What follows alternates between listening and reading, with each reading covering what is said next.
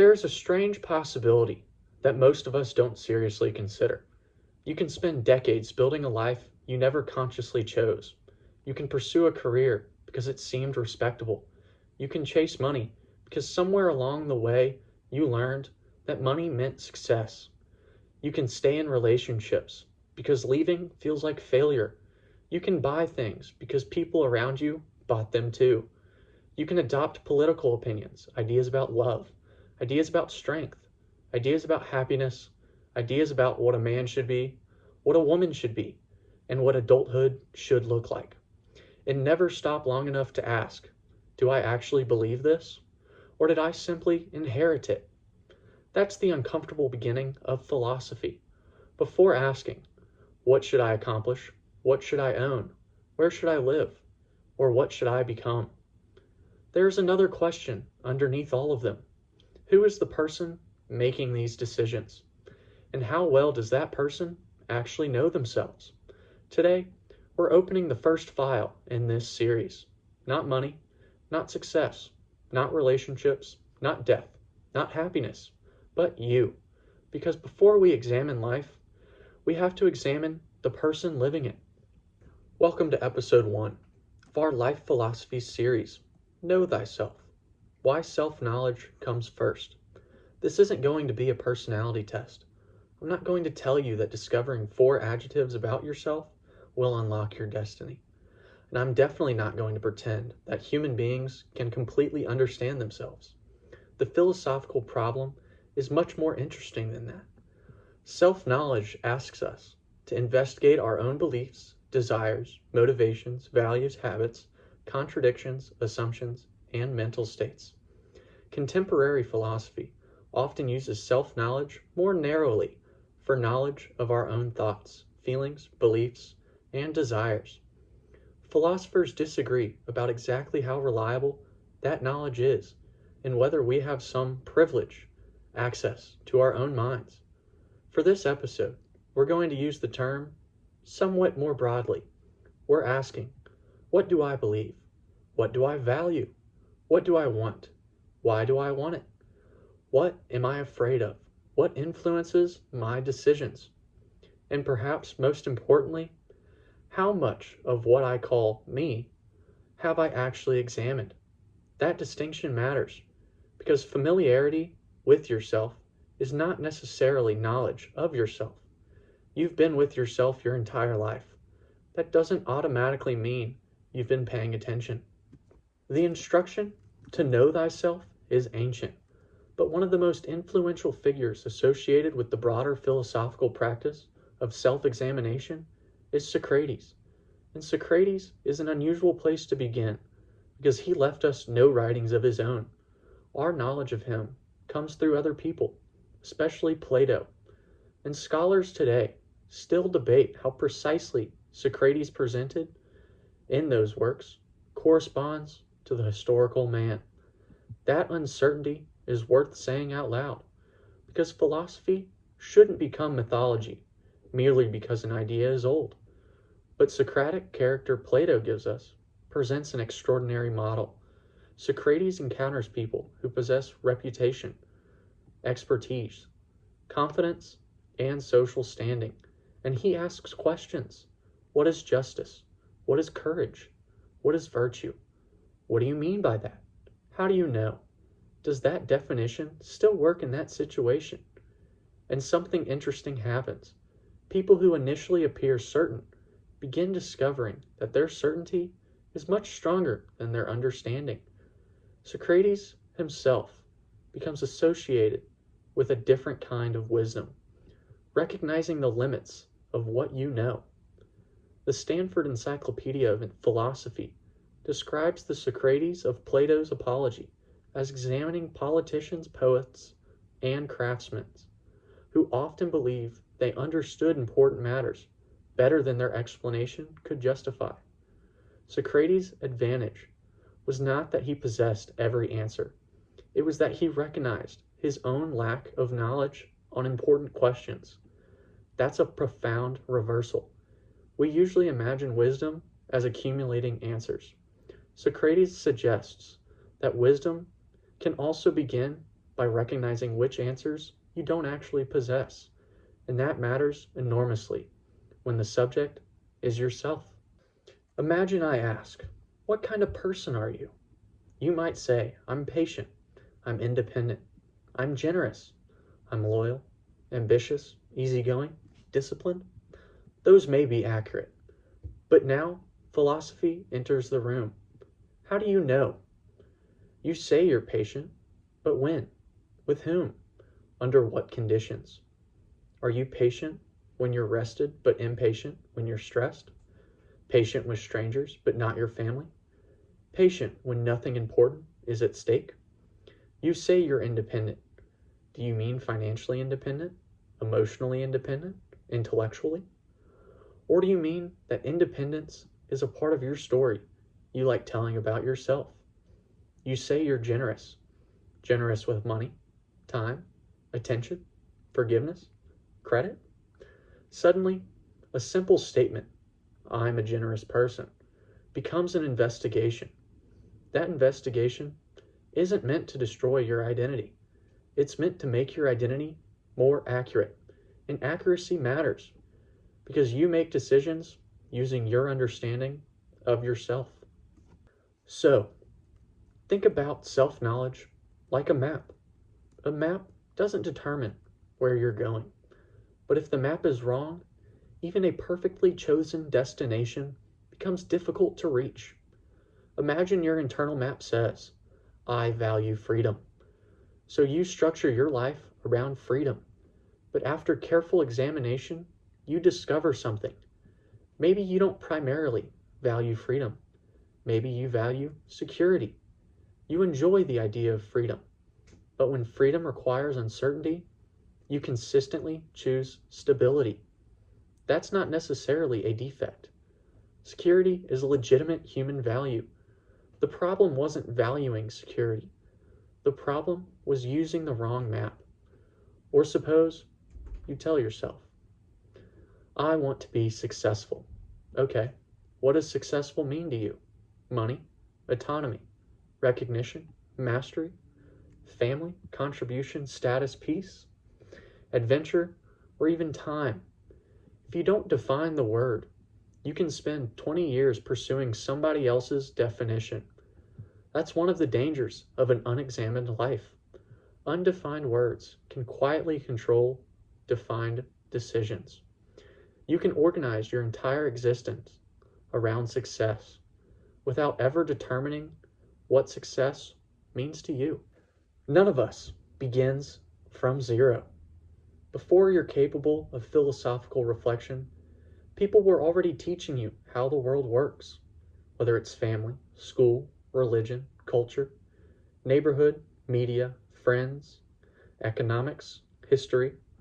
All of these can influence the categories through which you understand life. You may have learned a respectable person goes to college, a successful person owns a house, a strong person doesn't cry, a good person avoids conflict, a responsible person stays at one company, a wealthy person is successful. Marriage should happen by a certain age. Children should happen by another age. Changing careers means you failed. Rest means laziness. Productivity means worth. Being alone means loneliness. Being busy means importance. Some of these ideas might be useful. Some might even be true for you. The philosophical problem is not that an idea came from someone else. Almost every important idea you possess has been influenced by somebody. The question is, have you examined it? There are enormous differences between inheriting an idea and consciously endorsing it. An examined belief might survive the examination. You may ask, do I actually value family this highly? And conclude, yes, more than I realized. That's good. Philosophy doesn't require rebellion. It requires examination. Sometimes reflection causes you to reject what you inherited. Sometimes it causes you to appreciate it more deeply. Either outcome can represent greater self-knowledge. Here's one of the most useful exercises in this entire episode. Don't ask yourself only, what are my values? Look at your behavior, because stated values and lived values can diverge. Imagine someone says, health is one of my highest priorities, but repeatedly sacrifices sleep, movement, nutrition, and medical care for work. What does that tell us? It doesn't necessarily mean the person is lying. Human motivation is more complicated. Maybe financial necessity is involved. Maybe they're caring for someone. Maybe they genuinely value health, but struggle to act consistently with it. So we shouldn't reduce people to a behavioral scoreboard. But the contradiction contains information. Similarly, I value family. How much attention do they receive? I value learning. When was the last time you deliberately changed your mind? I value honesty. How honest are you when honesty costs you something? I don't care what people think. How much of your behavior changes when people are watching? Again, the goal isn't self-punishment. The goal is evidence. You're collecting evidence about yourself. Think of yourself as both the investigator and the subject of the investigation. There's an important warning here. Looking inward does not magically produce truth. Contemporary philosophers generally do not treat us as infallible or omniscient about our own mental states. We can misunderstand our attitudes, overlook motives, misdescribe what we're feeling, or discover that our behavior doesn't fit the story we've been telling ourselves. That's important because know thyself can easily become another form of overconfidence. You think, I've reflected on myself, therefore I understand myself. Not necessarily. Sometimes another person sees a pattern that you don't. Sometimes your actions expose something your internal story hides. Sometimes you don't understand why something bothers you until years later. Sometimes you think you want something, get it, and discover that that desire was attached to something else entirely. Maybe you wanted a job because you wanted respect. Maybe you wanted the expensive object because you wanted evidence that you had made it. Maybe you wanted constant achievement because stillness made you uncomfortable. Maybe you wanted everyone to like you because rejection felt like evidence that something was wrong with you. This is why self-knowledge requires humility. You are studying a moving target, and that target is also doing the studying. Let's investigate one of the most powerful forces in a human life, wanting something or desire. Take something you currently want, anything, money, a relationship, promotions, recognition, a house, more followers, a quieter life, a new city, a family, retirement. Now ask, why? Suppose the answer is, I want more money. Why? If your answer is, so I don't have to worry, then perhaps the deeper desire isn't money, it's security. Or, I want a promotion. Why? Because I want people to respect me. Now the deeper desire may involve status or recognition. Or, I want to move somewhere else. Why? I feel trapped here. Now the issue may be autonomy. You can continue. This goes even further. But why does respect matter? Why does security matter? Why does autonomy matter? Eventually, you begin reaching the architecture underneath the desire. That's valuable because two people can want exactly the same object for completely different reasons.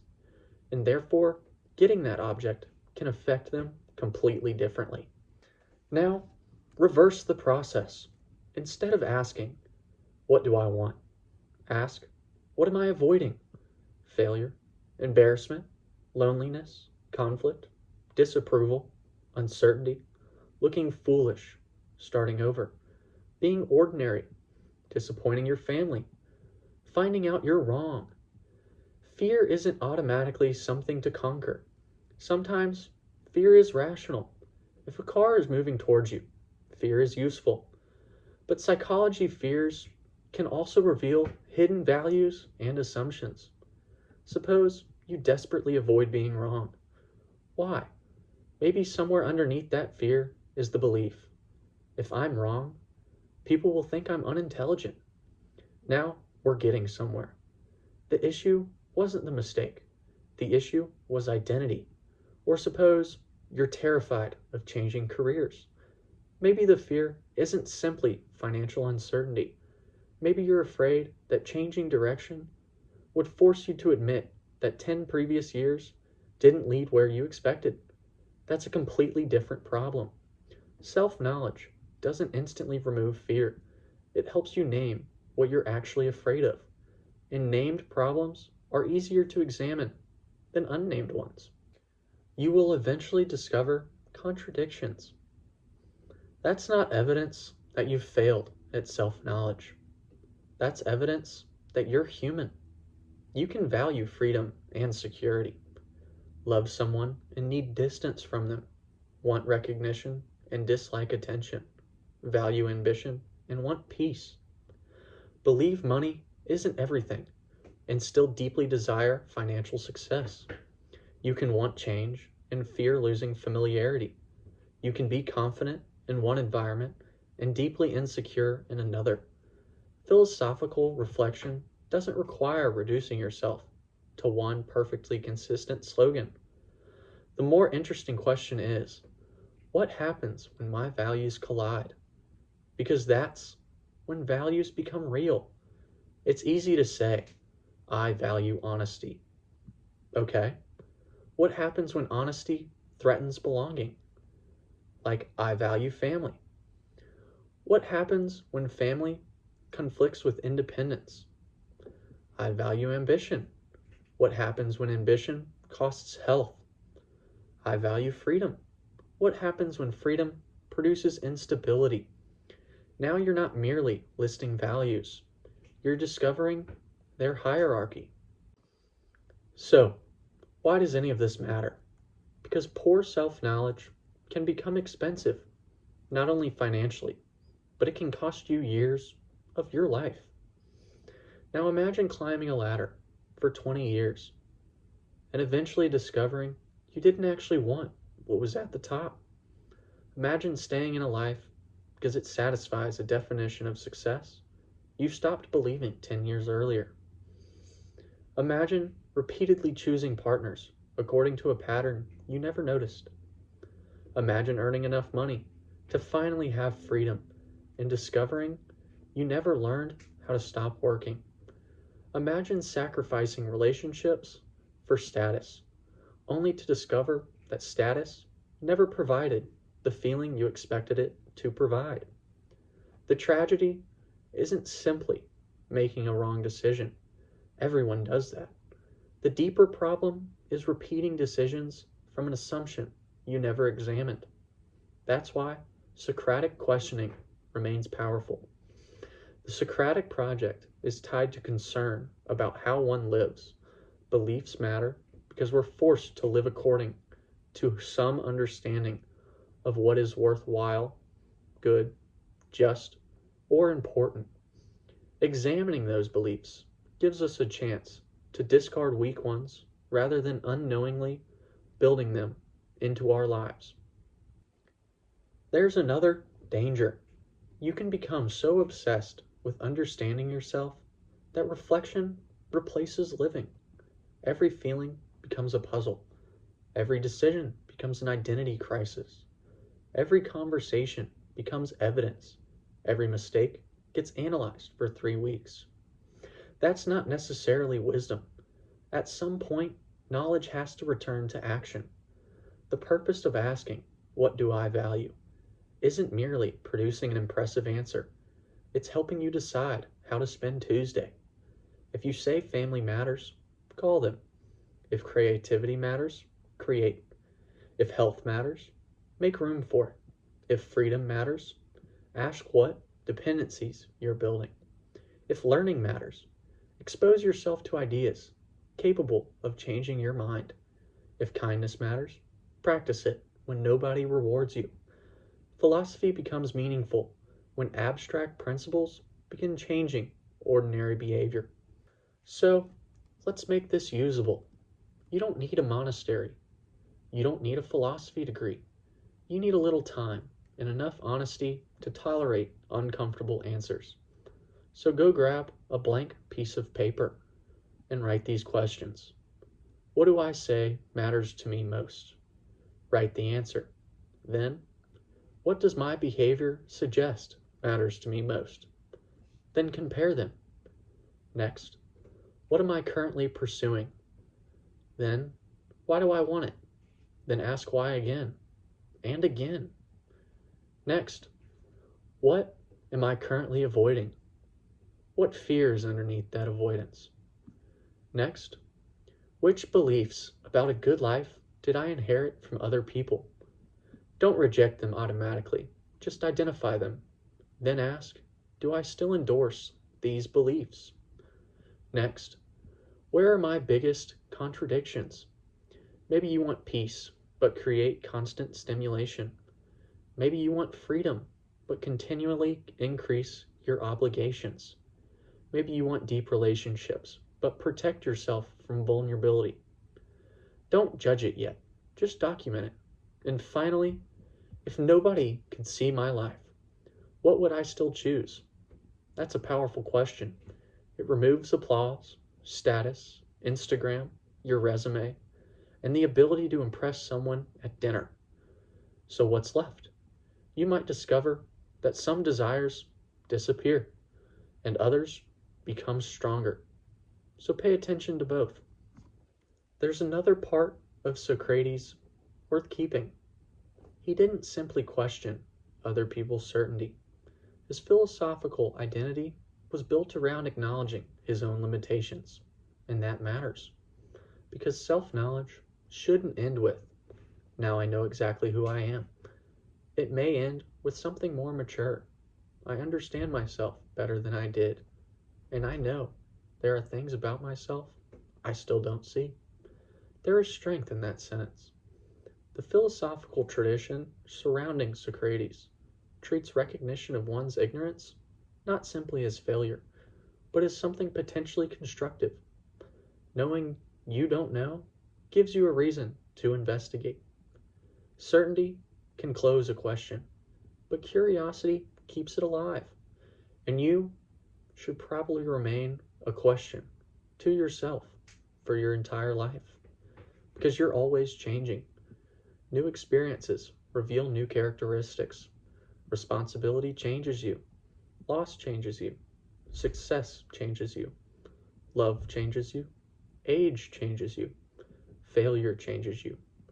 Power may reveal things about you that powerlessness never could. So self-knowledge isn't a destination. It's maintenance. Before the next episode, I want you to sit with one question. Not 10, just one. What is something important about the way you're currently living that you never consciously chose? Don't immediately change it.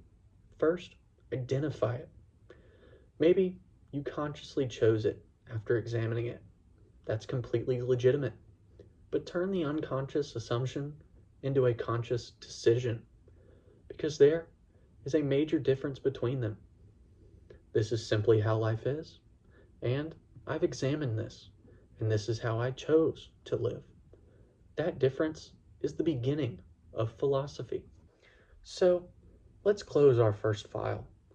Knowing yourself doesn't mean discovering one hidden, permanent identity buried somewhere inside of you. It means becoming more attentive to the beliefs, desires, fears, values, habits, and assumptions influencing your decisions. It means asking where they came from, testing whether they still make sense, looking for contradictions, and having enough humility to admit, I may be wrong about myself. Our takeaway is simple. You cannot consciously choose your life if you never examine the person doing the choosing. But knowing yourself raises another question. Suppose you discover what you believe.